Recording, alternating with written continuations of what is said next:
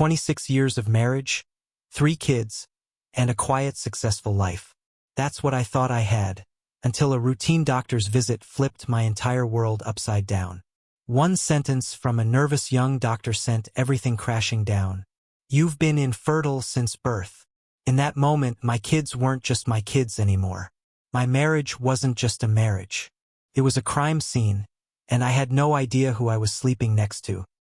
I go in for my physical every August. I'm 48. It's routine by now. Only this time, my longtime doctor had retired. I was scheduled with someone new, a young woman named Dr. Marion Wellner. I wasn't thrilled. Not because she wasn't qualified, but because I've never been great with medical vulnerability.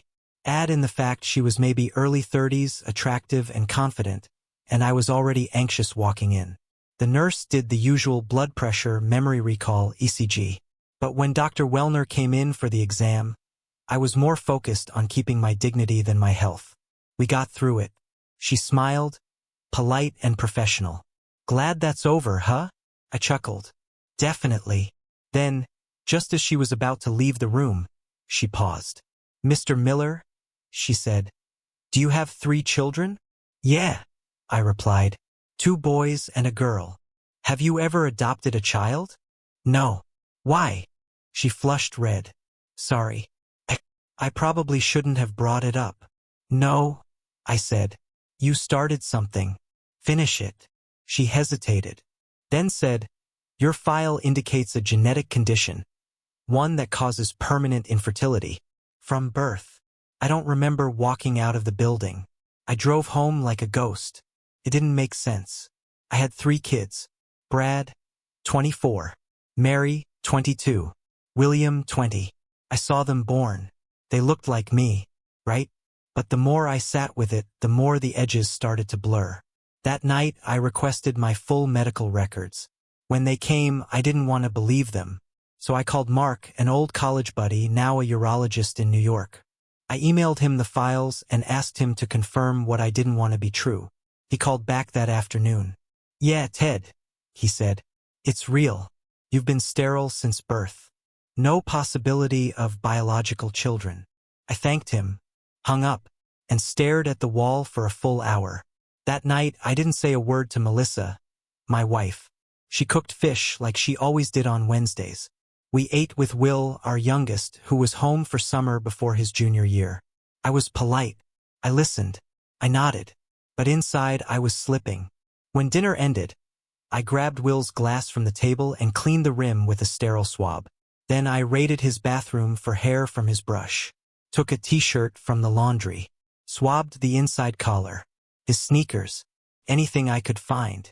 Then I did the same for myself, my own cheek swab. Packed it all in labeled envelopes. And sealed them in my briefcase like they were evidence in a murder case. The next day, I paid extra for rapid DNA testing. I told myself I'd only test 1 child, for now. Enough to confirm or disprove the nightmare. I chose Will, the youngest. Something about starting at the end. I went to work that day like a machine. I'm a lawyer at a major investment bank. I've been running our legal team for over 20 years. No one noticed I was off. I got through the day. Biked home. Melissa wasn't there. Just a note. Gone to a play. Might stop by a bachelorette party. Sandwiches in the fridge. Love you. The kind of note that would have meant nothing a week ago. Now, it read like a cover story. Just to be sure, I checked her phone's location. She wasn't at a theater. She wasn't at a party. She was at a motel near the county line. I sat down, ate a sandwich. Will chatted with me about school and his recent breakup. He didn't notice anything off. I went to bed early. Melissa got home at 11. No shower. She pulled away slightly when I leaned against her in bed. I wasn't trying to be affectionate. I was watching her react. I didn't need a confession anymore. I needed proof. The DNA results came back 4 days later. I locked myself in my home office before opening them. Double-checked that the door was locked. Triple-checked that Melissa and Will were both gone. The envelope was thin, cold, clinical. Inside was a short summary. 3 key lines. Sample A. Theodore Miller. Sample B. William Miller. Probability of paternity 0%. That was it. Nothing else to say. I read it again. Then a third time. Same result. You think you'll scream in a moment like that. Or cry. Or throw something. But I didn't. I just froze. 20 years. 20 years of birthdays, school pickups, doctor appointments, sports games. And none of it was real. At least not the way I thought. I wasn't his dad. Not biologically. Maybe not at all. I went through old photo albums that night. It's funny how your brain starts rewriting history once you've seen the truth. I looked at Will's smile, and suddenly it wasn't mine. His posture didn't match me. Even his laugh, something I'd once thought he inherited, felt different now. Was I crazy? Was this paranoia? I needed to know, so I tested the others. Brad and Mary. Same method. Cheek swabs. Hair. Toothbrushes I'd kept for years in a memory box. I paid for the rush results again. Same lab. 5 days later, confirmation. Brad 0%. Mary 0%. All three. Not one of them was mine. Not even by chance. Not even close. That night I didn't sleep. I lay in bed next to Melissa, listening to her breathe. I imagined every conversation we'd ever had about our children. Every doctor's appointment. Every joke about who they looked like. She always said Will had my eyes. She lied like it was breathing. The next morning, I dropped the results in a manila envelope, sealed it, and left it on the kitchen table. Went to work like usual. Melissa texted me around 10 a.m. We need to talk. I ignored it. She called twice, then finally left a voicemail. I didn't mean for it to happen like this. Please don't tell the kids yet. Please come home early. No apology. Just panic. When I got home, she was sitting at the table, eyes red but dry. The envelope was in front of her. She'd circled the percentages, over and over, like she was trying to erase them with ink. I can explain, she said. I didn't sit. Start, I said. You've got 5 minutes. She swallowed. They're yours emotionally, she began. You raised them. Wrong move.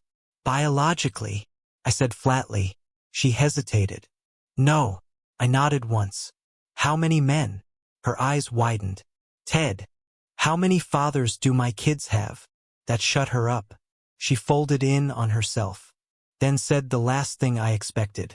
2 of them are your brothers. I didn't move, didn't blink. She continued. It was a long time ago, my first pregnancy. Your mother said it was the only way, that you wouldn't need to know. That's when the floor finally gave out under me. My mother? My own mother knew? Are you saying my mom helped you cheat on me? Melissa nodded slowly. She thought it was the right thing. You wanted kids so badly. I didn't think I could get pregnant at first. She said. Family was better than a stranger. I sat down. For the first time in hours I felt heavy. Not from pain. From betrayal stacked on betrayal. My wife had lied. My mother had conspired. My brother had. I couldn't even finish the sentence. I looked her in the eyes. I want a list, I said, of every man, every lie, every conversation you faked. I don't remember all of it, she whispered. Then start trying, I said, because if you don't talk, someone else will. I got up, walked out of the house, and for the first time in 26 years, I didn't care if I ever came back. I didn't go home that night. I drove with no destination, pulled into a rest stop around midnight, slept in the car, didn't need a hotel, didn't want comfort. I wanted to sit in the rawness of it. When I woke up, I made one call. To Tim, my younger brother. He answered on the 3rd ring. Hey Ted, everything all right? The casual tone almost made me laugh. I need to see you, I said. Now. Pause. Sure. Coffee shop? Or? No. Your place. Private. He opened the door 10 minutes after I parked in his driveway. Same guy as always, soft-spoken, athletic, family man. The kind of brother who always played the good son. Come in, he said. Want something to drink? Yeah, I said. Truth. His brow furrowed. We sat in the living room, I didn't waste time. You ever sleep with Melissa? The heir left the room. His eyes flicked away. Back, down. Why are you asking me that? Don't deflect, Tim. Just answer. He ran a hand through his hair. It was years ago. How many times? He hesitated. It wasn't a relationship. How many times? He looked at the floor. I don't know. 10? Maybe more. There it was. No flinching. No denial. Just a slow, nauseating confirmation. I took out the DNA reports. Dropped them on the coffee table. 2 of them are yours. His face dropped. I didn't know, he whispered. You sure? He nodded. I swear. She never told me. She said you couldn't get her pregnant and wanted to try something different. I don't know what I thought. Did Mom know? His silence was the answer. She said it was for the best, Tim finally said. That you were already stressed. That it would bring you joy. She what? She made it sound like she was protecting you. That it wasn't about betrayal. It was about preserving the family. That was when my hands started shaking. Not from rage. From disgust. From realizing that I was the last one to know I was living someone else's plan. I stood up. Tim reached for me. Ted, wait. Don't. I didn't want to hurt you. You did hurt me. You just didn't stick around long enough to see the damage. He swallowed hard. I love those kids too, you know? I turned back. Good. Because now you'll get a chance to raise them. I left his house and drove straight to my mother's. Didn't call. Didn't knock. She opened the door like she was expecting me. Teddy, she said softly. I figured you'd come. Don't call me that. She stepped back. The house smelled like lemon polish and guilt. I walked straight into the kitchen and sat down. Why? I asked. She poured tea. For herself. None for me. You wanted children so badly, she said. Melissa was struggling. It wasn't working. You were spiraling. You knew I was sterile. She nodded. I did. For how long? Since you were 14. That felt like getting punched by a ghost. You didn't tell me. You were sensitive. You'd built your whole dream around being a father. I couldn't take that from you. So you gave me fake kids instead? She didn't answer. I stood up. You didn't protect me. You rewrote my life. And you let her lie to my face for over 2 decades. It was love, she said. No, I said. It was control. She reached for my hand. Pulled away. You don't get to pretend you did this for me. Ted. I looked her in the eye, colder than I've ever been. I don't think I'll be back here. Not for a while. She flinched. Don't say that. You already said it for me, I said. 26 years ago. When you decided I didn't need to know the truth. I walked out of the house without looking back. Some things break clean. Others rot slowly from the inside out. My family? It didn't shatter. It was hollow, and I just hadn't noticed. After the shock fades, something else moves in. Not peace. Not sadness. Clarity. It's the moment where rage sharpens. Not to lash out, but to plan. I spent the next 48 hours building a wall between my emotions and my decisions. No contact with Melissa. No reply to her texts. No calls to the kids. Just me, a locked office, and the truth laid out like evidence in a courtroom. First move, make copies of everything. DNA reports, medical records, timestamps on motel visits, the voicemail, the receipts. Even the guest logs from the motel. Turns out Melissa used her real name a few times. Sloppy. Second move, call my friend Grant. Divorce attorney. Cold-blooded, brilliant, discreet. I gave him the overview. Just the facts. No drama. When I told him about the kids, all 3, not being mine, he didn't even flinch. That's gonna be leverage, he said. Big leverage. And the brother? Bigger. Judges hate family betrayal. Especially when it's long-term. Third move, check my finances. Melissa and I had joint everything. Counts, property, insurance. I started pulling statements. Flagging odd transactions.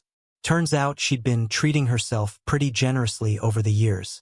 Spa weekends. Jewelry. Hotel stays that didn't match any of her claimed trips. One charge was just labeled B&B Glenn's. I didn't recognize it. Then I remembered something. A guy named Glenn. One of Tim's old college roommates. He lived out in a rural area. Converted his place into a discreet bed and breakfast. I made a note to check it later. By day 3, I had a folder thick enough to build a case around. Grant advised me not to confront her yet. You want reaction? You want drama?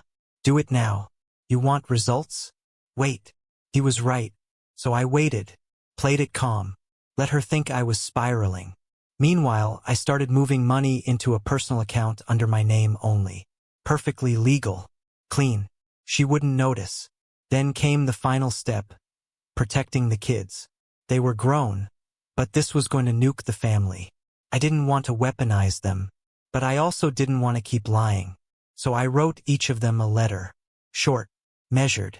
No blame. I love you. I always have. But I recently learned something that changes everything biologically, not emotionally. We'll talk when the time is right. Just know that none of this was your fault. And I will never stop being your father in every way that matters. I didn't send the letters yet. I just kept them ready. On the 5th day, Melissa finally cracked. She showed up at my office. No warning. Stormed past my assistant and burst into the room. I stayed seated. She slammed the door behind her. You're planning something, she hissed. Of course I am. Her face twitched. I told you everything. What else do you want? Let's start with honesty, I said. How many times have you been unfaithful? She paused. Why does that matter? Because the truth matters. If I have to dig it up myself, I will. But if you tell me now, I might not bury you with it. She sat down, arms crossed, voice low. There were 4, maybe 5, different men. Yes. Over how many years? She didn't answer. I didn't push. I already knew enough. I leaned back. You're going to sign everything I put in front of you, I said. You're going to walk away from half the estate. You're going to forfeit spousal support. You're going to let me decide when and how the kids find out. And if I don't? She asked, smiling cold. I slid the folder across the desk. When she opened it, her face changed. Not fear, not shame, just quiet defeat. Because it was all there. Her lies, her affairs, her manipulation, her trail. A full indictment with footnotes. She stood up, slower this time. I guess I underestimated you. You did, I said. For 26 years. She didn't say goodbye, just walked out. And for the first time in months, I finally knew. The storm wasn't coming. I was the storm. The timing worked out too perfectly to ignore. Melissa's 50th birthday was coming up. She planned a big family party, our kids, my brother's family, her parents, a few close friends. I was still getting invites in group texts like nothing had happened. I didn't respond, didn't decline, didn't confirm. I just watched. She wanted one last picture-perfect moment before everything crashed. She didn't know I was bringing the wrecking ball with me. Grant advised against making a scene. Handle it privately, he said. Control the narrative. But this wasn't about spectacle. It was about truth. If the family wanted to celebrate Melissa's 50th, they could do it with their eyes open. Not while sleepwalking through her curated version of reality. The party was at a rented event space. High-end, catered, classy. I showed up in a navy suit, calm and clean. Dallas, our daughter, hugged me first. You came. Wouldn't miss it, I said, and meant it. Just not how she thought. Tim was there. Avoided eye contact. His wife, Glenda, looked at me like she knew something had shifted. Melissa was glowing, hugging guests, laughing loud, playing the charming matriarch. Fake never looked so polished. Then came the moment I was waiting for. Someone raised a glass for a toast. Tim stepped forward awkwardly, glass in hand. To my amazing sister-in-law, a woman of strength, warmth, and he trailed off, eyes glancing at me. I smiled slightly. He cleared his throat. And family. Polite applause. Melissa beamed. And then her mistake. She gestured for me. Ted, say a few words? Silence followed. She didn't think I'd say yes. But I did. I walked to the front of the room, held up my glass. Melissa, I began. 50 years. That's a milestone. And I've known you for over half of them. Polite laughter. But the thing about time is it doesn't make truth disappear. It just buries it under routine. The room shifted. 26 years ago, I married a woman I thought I knew. We built a life, raised children, or so I believed. I saw Melissa's smile crack. Slightly. Tim turned white. 3 weeks ago, a doctor told me something that rewrote my entire life. I found out I've been infertile since birth. The room went dead silent. No one moved. I continued. And thanks to DNA testing, I confirmed that none of the children I raised are biologically mine. Gasps. A fork clattered. Melissa stepped forward. Ted, please don't do this. I ignored her. And if that wasn't enough, I learned 2 of them are my brothers. All eyes turned to Tim. His wife Glenda stood up. Slowly. Face blank. Melissa was shaking now. Mouth open. Words failing. I ended it simply. I won't be staying for cake. But I wanted to say happy birthday, Melissa. You've given this family more than memories. You've given them secrets, lies, and betrayal. Cheers. I set the glass down and walked out. Outside, I exhaled for the first time in hours. My heart wasn't racing. My hands weren't shaking. I didn't feel victorious. Just done. Glenda followed me out 10 minutes later. She didn't say a word, just stood beside me in silence. Then finally asked, "You're not going back, are you?" I shook my head. She nodded. Good. Neither am I. I looked over at her. And for the first time ever, we actually saw each other. Not as spouses of siblings, but as people who'd both been lied to for decades. That night, I didn't sleep alone. But not because I was rebounding. Because sometimes, 2 people crawl out of the same fire and realize they weren't the ones who lit it. They just finally walked away from the burn. The next morning, my phone looked like a war zone. Missed calls, voicemails, texts, emails, all from one of 3 people. Melissa, Tim, and the kids. I didn't reply to any of them. Not yet. Let them sit in the silence I lived in for 26 years. Let them feel what it's like when the person you counted on the most stops answering. Around noon, I got a knock on my door. It was Brad, my oldest. Eyes puffy, shoulders tense. I let him in. No words. Just walked back to the kitchen. He followed. Finally, he said, "Is it true?" I nodded. Every word. He sat down hard. I didn't want to believe it. I didn't want to find it out. He looked up at me, voice shaking. "So I'm not your son?" I stared at him. "Brad, I held you when you had croup. I taught you how to ride a bike. I drove 4 hours to pick you up after your first college breakup. You're my son. Blood never made that true." I did. He broke down. I let him. Then I made us both coffee, and we sat there for a while, saying nothing. Eventually, he said, "I want nothing to do with him, with Uncle Tim." I didn't respond. Didn't have to. Later that night, I got a message from Mary. "I don't know what to think. I love you. I just don't know what's real." I sent her one line back. "Love is real. The lies weren't yours." She didn't reply, but I saw the read notification. That was enough. Will was different. He showed up 3 days later, red-eyed, furious. "You humiliated my mom," he said at the door. "I exposed her," I corrected. "She raised me, and she lied to me, for your entire life." He paced. "You should have told us privately." "You mean like she should have told me? Like my brother? Like my mother?" He didn't answer. Then he said it. The line I'd been bracing for. "So what? You're not my dad." I looked him dead in the eye. "I'm the only dad you've ever had." He didn't respond. Just left. Glenda filed for divorce that week. Tim moved into a motel on the edge of town. Nobody visited. Melissa sent one long email, part apology, part justification, part begging. I didn't reply. She wanted control again. But she wasn't steering anything anymore. A few days later, Dallas came over.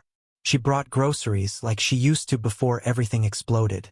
She didn't talk much, just started unloading bags. Finally, she asked, "Are you okay?" "No," I said honestly. "But I'm better." She nodded. "Good." That night she made pasta. We ate in quiet. Halfway through dinner, she looked at me and said, "I think you did the right thing, Dad." That word, Dad, hit different. Not because I needed it, but because it wasn't reflex anymore. It was a choice. Fallout doesn't always come with fire.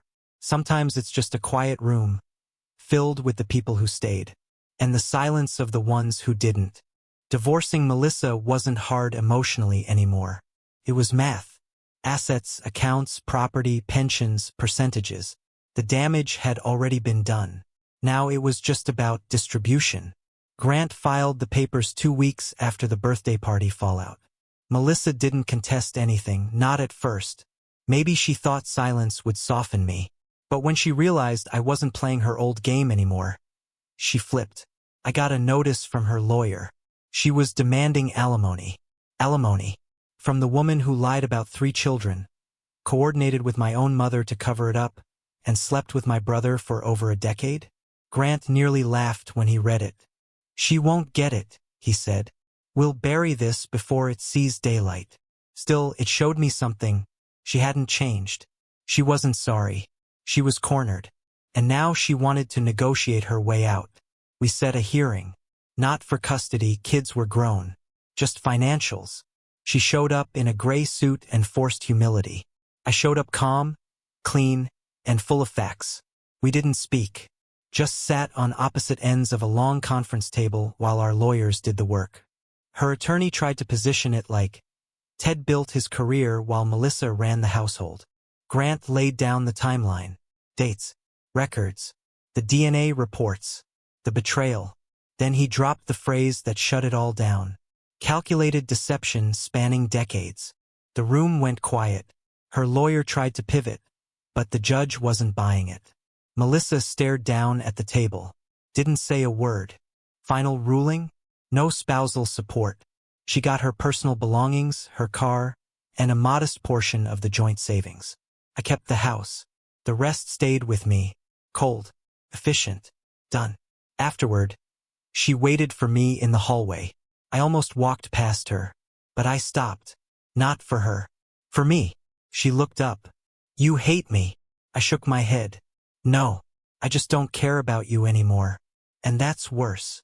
She winced, then said the last thing I ever heard her say. "I wish you'd never found out." Not, "I'm sorry." Not, "I regret it." Just that. I walked away. Didn't turn around. Didn't look back. Later that night, I stood in my empty kitchen. No voices. No movement. Just a clean countertop and the hum of the fridge. And for the first time in a long time, I didn't feel alone. I felt free. There's this weird moment after the dust settles. No lawyers. No court dates. No more gaslighting. Just air. You breathe it in, and it almost feels unnatural. Like your lungs forgot what clean felt like. I spent the first few weeks after the divorce in quiet. Woke up early. Started running again. Read books I'd been too distracted to finish for years. Started sleeping through the night. Without that tension in my chest I didn't even know was always there.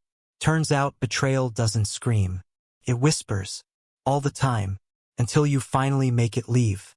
The kids settled into their own rhythms. Brad visited often. We fixed up the garage together like old times. Mary called once a week. Sent photos of her dog. Asked for recipes I used to cook when they were little. Will kept his distance. I let him. Healing isn't always about forcing a hug. Sometimes it's about giving space without resentment. And honestly, I wasn't mad at them anymore. They were lied to, too. Just in a different language. One afternoon, I ran into Glenda at the grocery store. No makeup. Sweatshirt.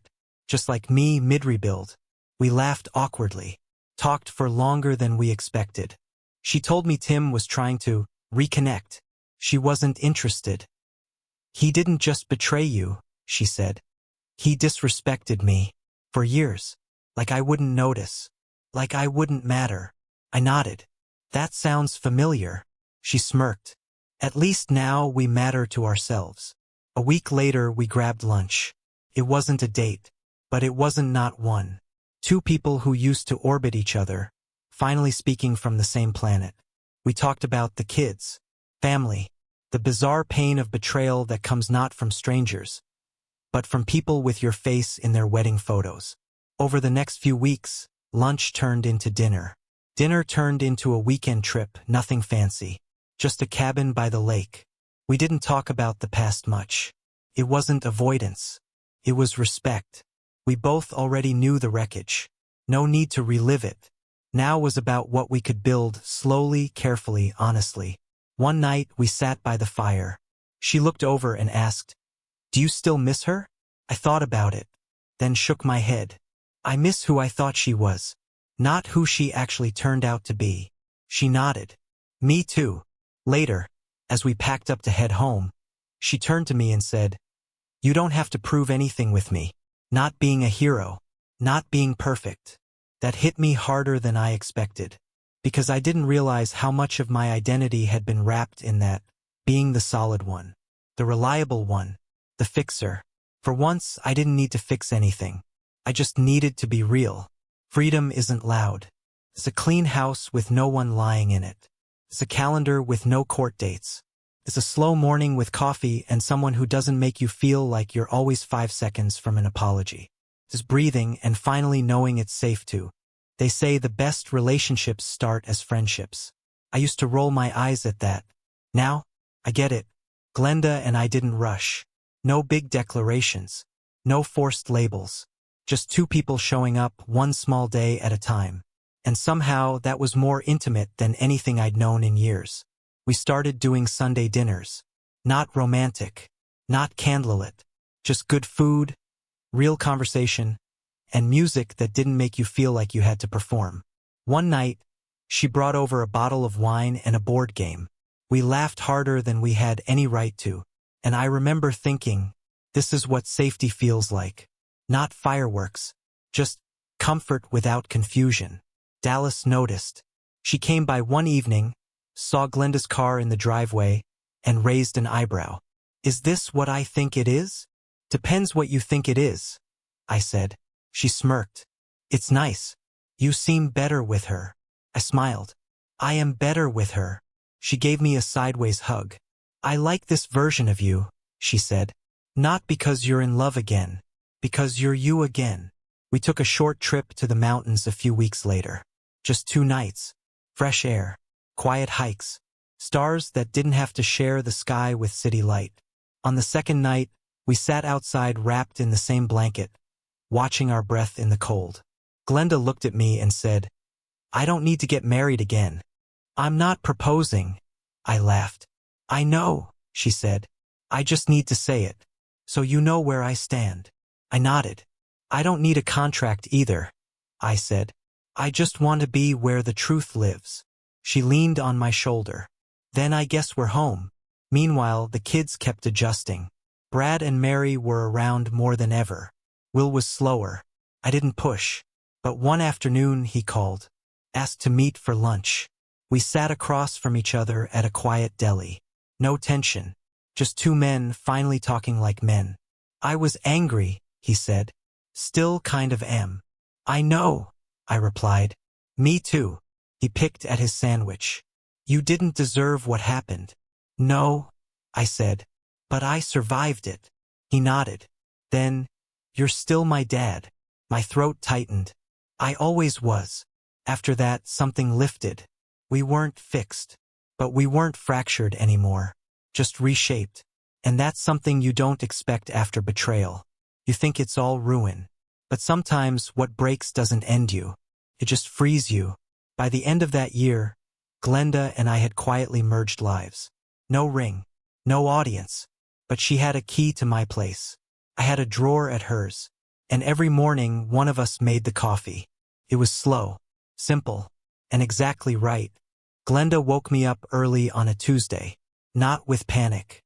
Not with tears. Just quiet urgency. "Can we talk?" she asked, still sitting on the edge of the bed. I blinked. Sat up. "Everything okay?" She nodded. "Yeah." I need to tell you something before I change my mind. Those words'll wake you up faster than coffee ever could. She took a breath, then said it. I'm pregnant. I didn't say anything at first. Not because I was upset, because I was stunned. My chest wasn't tightening from fear. It was filling with something warm, familiar, distant, hope. I didn't think it was possible, she said quickly. I wasn't planning it. I didn't expect it. I looked at her. Do you want it? She looked down. Yes, but I didn't want to assume. After everything you've been through. I reached for her hand. You didn't break me, I said. You helped me start over. She looked up, tears in her eyes. Then yeah, I added. Let's do this. It was the strangest thing. Feeling joy about parenthood again. After all the lies, all the fake smiles in hospital rooms, all the school plays and family photos that now felt like borrowed time. This felt different. Not because it was late in life, because it was honest. We told Dallas first. She dropped her fork. Are you serious? She asked, stunned. Glenda nodded. Dallas looked between us, then smiled. I always wanted a sibling I could actually boss around. Telling the others was more delicate. Brad was quiet. Mary laughed nervously. Will didn't say much at all. But no one was negative. No one pushed back. Maybe because they saw something in me they hadn't in a long time. As the months passed, I found myself doing it all over again. Reading baby books. Installing car seats. Relearning how to fold a stroller without breaking a finger. It was surreal. I wasn't trying to reclaim the past. I was building something new on solid ground. One night, I sat alone in the nursery. Empty crib. Soft light. Quiet hum of the monitor we didn't need yet. And it hit me. This wasn't a redo. This was a reward. Not for surviving, but for choosing not to let betrayal define the rest of my life. I didn't need to be a better man than I was before. Just a real one. And for the first time in years, that was enough. The closer we got to the due date, the more I felt something shifting inside me. Not nerves. Not fear. Just reflection. Like I was standing at a crossroads between the man I used to be and the one I was becoming without even realizing it. Will called me out of nowhere one night. Can we grab lunch? He asked. I said yes. We met at the same deli where he once accused me of humiliating his mom. This time he hugged me before we sat down. That meant something. I've been thinking a lot, he said. I just listened. I was angry at you. At everything. I didn't want to believe the DNA stuff. I didn't want to pick sides. You didn't have to, I said. You were allowed to feel everything. He nodded. I just needed time to figure out what it meant. That you weren't my biological father. And now, I asked. He exhaled. Now I know that DNA doesn't build memories. It doesn't teach you how to shave. It doesn't sit in a car with you while you bomb a driving test. He looked at me straight. You're my dad, Ted. Always were. We didn't say much after that. Just ate. But the silence was easy this time. Forgiveness doesn't need a speech. Sometimes it's just showing up after everything. A week later, I took a short walk to the cemetery where my mother had been buried the year before. No flowers. Just words. I stood over her grave and said quietly, you did what you thought was right. And it wasn't. Pause. But I'm okay now. You don't control the ending. I didn't cry. I didn't curse. I just left her there, with the rest of what I no longer needed to carry. Glenda was waiting at home. Feet up. Swollen. Glowing. Was it heavy? She asked, already knowing where I'd been. No, I said. It was light. Finally.